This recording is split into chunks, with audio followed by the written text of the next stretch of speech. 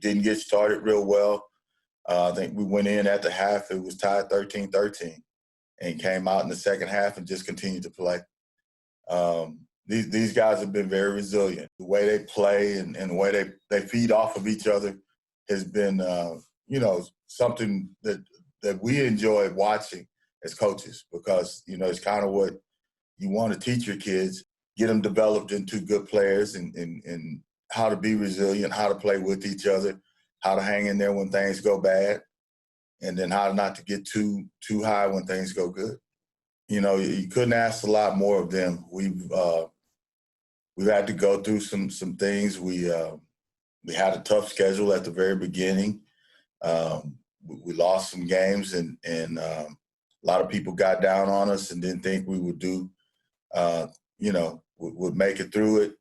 But they never wavered. They never, I guess you'd say, they never gave up hope that they could have a good season, that they could turn things around, and they continued to work at it. So that part of, to me, was very gratifying at the end of the season, to make it to the end of the season, and the way they continued to come on from the middle to the end of the season was very, very gratifying and much appreciated, I guess you'd say, from the hard work of those kids and my coaching staff and those guys who, braved all the problems that we have now with the pandemic and not being fully in school and then being virtual.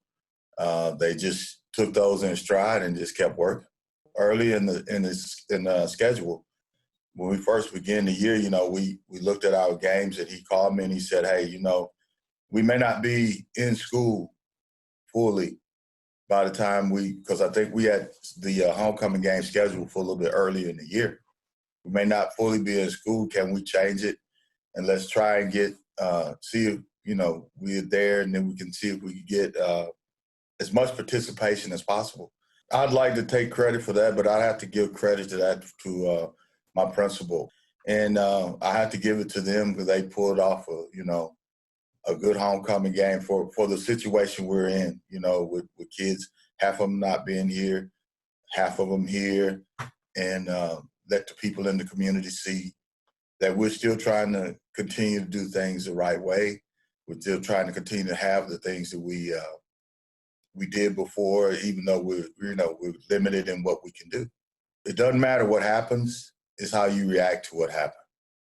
And that's what we continue to tell our kids in the summer months. When at one point in time we didn't think we would have a full season or a season, it really doesn't matter what happens. It matters how you react to what happened and what you do.